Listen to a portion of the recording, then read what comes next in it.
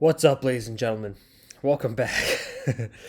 Welcome back to the Big Five Fuel channel, where we speak the truth, we're honest, and we give our takes on the Philadelphia 76ers.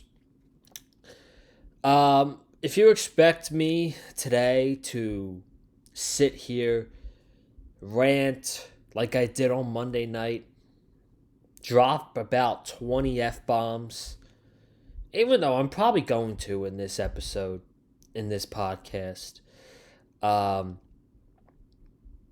tell everybody to go F themselves. That's just not what I'm going to do today. Because, ladies and gentlemen, if you're a fan of this Philadelphia 76ers, and I'm a fan of the Miami Dolphins, so I've seen this movie plenty of times, but if you're watching and you're a Philadelphia 76ers fan, how many times have you seen the same movie every single year where this team either crumbles in the final minutes of the game or the MVP doesn't show up in the fourth quarter, that number two option doesn't show up in the fourth quarter? You know, it's the same movie every year, man. And you know what? It's hard to get mad because it's like, you had to see this coming. I mean, come on. You would have to be blind as a bat if you did not see this coming from the Philadelphia 76ers. And I'm going to give credit to myself. And the reason I'm going to give credit to myself is because I never bought into the optimism after one win. Because I know what this team has done to me in the past. They blew the series last year against the Boston Celtics with a 3-2 lead going into Game 6. They shit the bed in Game 7 against the Atlanta Hawks. They were up by 26 in Game 5 against the Atlanta Hawks and lost. They lost. So, it's like, at this point, it's just who we are. And it absolutely sucks that my teams are very alike. The Philadelphia 76ers and the Miami Dolphins. They are the same team. They get your hopes up, or they have huge injuries throughout the season, and the Sixers were dealing with so many injuries this year. I mean, Joel Embiid was out for nearly half the season. He was out for 2 months, 2.5 months with the meniscus injury. That's why the 76ers are the 7th seed in the Eastern Conference. If he never got hurt, my guess would be the 76ers would be a 3 or 4 seed right now, and we'd be playing the fucking Pacers in the first round instead of the New York Knicks. If Embiid was healthy, we'd probably be playing the Indiana Pacers, for all we know, in the first round. Or maybe the Orlando Magic. Who knows? But it's just the same. It's the same movie, really. And, you know, I hate giving them credit because I hate their fans. I hate their team. I hate their colors. I hate their coach. But the New York Knicks just simply wanted it more. And they wanted it more with the rebounding. And I know we got screwed on Monday night, and this series should be 2-2 right now. But in that wild sequence on Monday night where the Sixers got screwed, they had 4 guys trying to out-rebound. And Isaiah Hartenstein just comes flying in. That's not just because he's wide open to get the rebound. He flew in there over 4 guys to get that rebound. They just want it more. They have more heart. And it's not a talent issue for the 76ers, okay? They have the talent. They do. Embiid, when he's healthy, is one of the best centers in the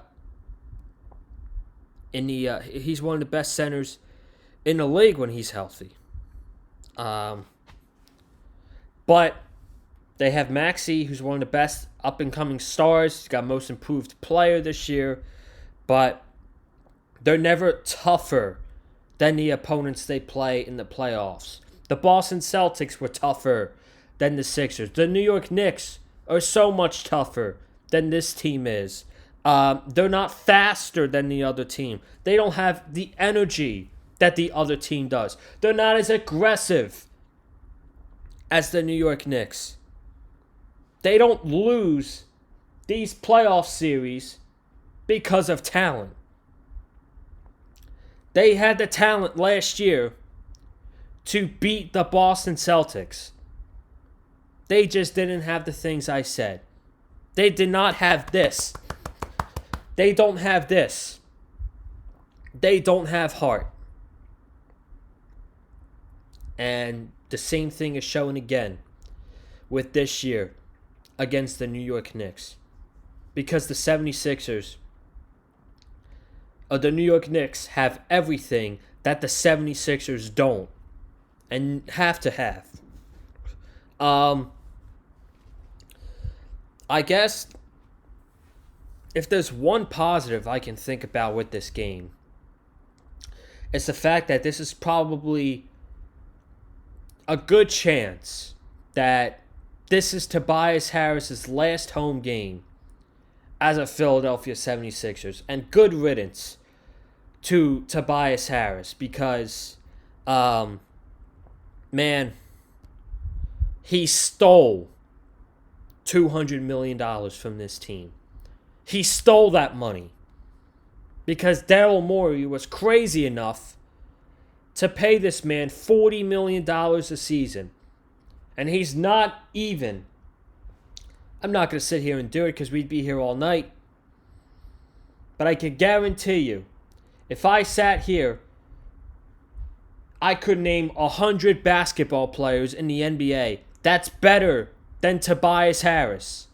Tobias Harris is not even a top 100 basketball player in the NBA. And I know it's way too early for free agency talk. We'll do that in the summer. I do think the 76ers are going to have a huge free agency this summer. Hopefully, they will have cap space. They will have draft picks to get better. Hopefully, they get a better team around Tyrese Maxey and Joel Embiid. But Tobias Harris stole money, and I'm telling you right now, I'm getting ahead of myself here, but there's no way a championship caliber team who is trying to win a championship now is going to look at the free agents in the offseason, look at what Tobias Harris has done to the Philadelphia 76ers, and want to pay Tobias Harris a max contract in the offseason.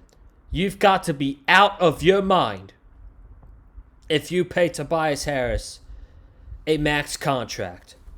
A team as stupid as like the Detroit Pistons or the Charlotte Hornets or the Portland Trailblazers, they're the teams who are going to pay Tobias Harris that type of money. I hope that if you're a Sixers fan and you owe a Tobias Harris jersey, you might as well throw it away, bro. You might as well throw it away because hopefully after Tuesday, the dude doesn't play another game for the Philadelphia 76ers ever again. Hopefully Tuesday is it. Now, unfortunately, let's actually talk about reasons why they lost this game to the Knicks. Okay? We'll get into rebounding in a little bit. But I have a list. I made a tweet before the game, or after the game was over. I said 5 reasons why the Sixers lost. And the Knicks deserved to win this game, which they did. The Knicks wanted it more than the Philadelphia 76ers did. The Knicks played better in the second half than the Sixers did. And I don't have this in here, but this game changed when the Philadelphia 76ers were up by 10 at the end of the first quarter, and Joel Embiid was not in the game, and Paul Reed was horrible today. B-Ball Paul played horrible today, and the Knicks got right back in the game when Joel Embiid was not in there. It was 27-17 at the end of the first quarter. Then the Sixers called a timeout in the second quarter. It was 29-27. And then you couldn't sit and beat on the bench because you feel like if he's on the bench, the Knicks are going to go on a run, so you're backed up to a corner, and that's one of the reasons why they lost. But the first thing I have on here is Jalen Brunson, okay? Obviously, Jalen Brunson was the best player on the court today. Jalen Brunson was ice cold coming into the series in Philly. He made 15 baskets in 2 games, and they won both games. They should have won one game, but they won both games, unfortunately, because the referees gave the Knicks game 2. Okay? It just is what it is. But at the Wells Fargo Center, Jalen Brunson put up 39 points in Game 2. And he put up 39 points in Game 2. And he put up 47 points today, along with 10 assists. They let Jalen Brunson beat them, which is exactly what they didn't want to happen. They let Jalen Brunson beat them. And it didn't matter how bad the role players were for the Knicks today. If Josh Hart scored 4 points, he got 17 rebounds. If OG Anunoby wasn't as electric on offense, well, he got about 15 rebounds, I think. Let me see. OG Anunoby scored 16 points and had 14 rebounds. The fact that you're giving up 31 rebounds to not even centers, to forwards, that's embarrassing. That's embarrassing. And that's the next point I have, is the lack of rebounding costing them the game. The last possession to end the first half was brutal. Brutal. So many second chance opportunities. And not just at the end of the first half, but at the end of the game as well. And this goes along with the fact that the Knicks wanted it more. They just simply wanted it more than the Philadelphia 76ers today. How about the disappointment of the Wells Fargo Center? You know, going into this series, I was like, Madison Square Garden's, it's just like any other arena. I'm not really afraid of them going on the road and playing in the Garden. The Wells Fargo Center probably will match the energy of Madison Square Garden, and I was damn right about that they matched the energy from Madison Square Garden, but it wasn't from 76ers fans. It was from Knicks fans, because Knicks fans packed the Wells Fargo Center. The fact that I'm seeing tweets that Sixers fans are at the game and they are surrounded by New York Knicks fans, and the amount of Knicks fans that have nearly court-level seats behind the bench, that Sixers fans are giving away playoff tickets. Season ticket holders who have playoff tickets are giving away their tickets just to make money for next year. Shame on you. And if you're going to sell your playoff tickets, sell it to a fucking Sixers fan who actually wants to go there for the experience. Not to a fan base like the New York Knicks. Shame on you. Shame on you if you were a season ticket holder and you didn't give the tickets to Sixers fans. Shame on you. Seriously. It felt like a neutral site. It didn't even feel like the Sixers were home. And, this isn't the first time that New York fans took over a Philly arena. Mets fans have done it before when the Phillies suck. Not necessarily now, but when the Phillies sucked 5 years ago, whenever they played the Mets fans packed Citizens Bank Park. Last year it happened with Rangers fans in the Flyers. Full of Rangers fans inside the Wells Fargo Center when they play the Flyers. I don't think it happens necessarily with the Eagles, but this fucking reminded me of the final game of the season when Buffalo Bill fans packed Hard Rock Stadium for the final game of the season between the Bills and the Dolphins. And the way it came off on TV was 60% Bill fans and about 40% Dolphin fans. That's what it felt like today. It felt like there were more Knicks fans in the arena, and the Knicks fans were louder. They were louder than the 76ers fans. So, shame on the Sixers fans who just decided to sit on their hands today, and shame on the season ticket holders who sold their tickets to New York Knicks fans and not Sixers fans. I got 2 more points to make, and I'm going to get out of here. The ending possession of the game. Kyle Lowry is fouled while trying to go up for the rebound, and he goes for 2 free throws, right? The New York Knicks are beating the Sixers 95-91. Kyle Lowry gets 2 free throw shots. 7 seconds to go. He makes the first. And for some stupid, idiotic reason, he misses it on purpose. And there's miscommunication because the ball was going to come right back to Kyle Lowry, but Nicholas Batum puts his arm up and deflects it. Tyrese Maxey and Kelly Oubre in the backfield don't even fucking move. They don't move at all. So, and this is the confusing part.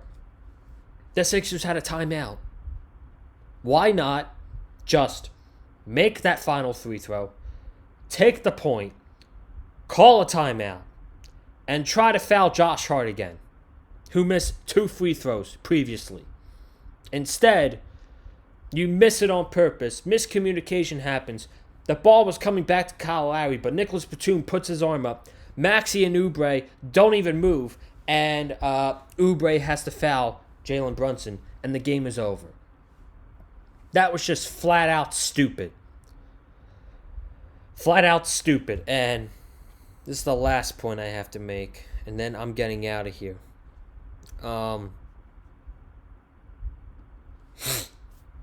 This is just me, then I'm getting out of here. Joel Embiid. I know you're going through a lot. This is a part of Nick Nurse too, but I know you're going through a lot. You've got the knee issue. You've got Bell's palsy. You're a warrior, bro. Joel Embiid is a warrior. But, my God, you're the superstar on this team. You're a former MVP. How can you not come through and not score once in the fourth quarter? You didn't want the ball. And you know what was worse? They were down 4. This is before the Kyle Lowry thing and before Josh Hart misses those 3 throws. They inbound the ball to you, bro. You're wide open for a mid-range shot. Instead, you go in and try to make a dunk, and you don't make it, and you have to foul Josh Hart. And it's what's the deal? Are you not confident in your mid-range shot that you decide to pass it up and go in for a layup? Like what the hell, dude? You didn't come through. Just like you didn't come through last year against Boston. Just like you didn't come through 2 years ago against the Miami Heat. Just like you didn't come through today. It's repetitive. It's the same saga. And I'll tell you what. In all honesty, I was happy they won against the Miami Heat. But I didn't think they were going to beat the Knicks. I did not think that this team was going to beat the Knicks. I had the Knicks winning this series in 7 games. Okay? Next year, we'll make way more content about next year as well. But next year, Tobias Harris will not be on this team. Hopefully. If the basketball gods are with us, and Daryl Morey actually listens to the fans, Tobias Harris will not be on this team.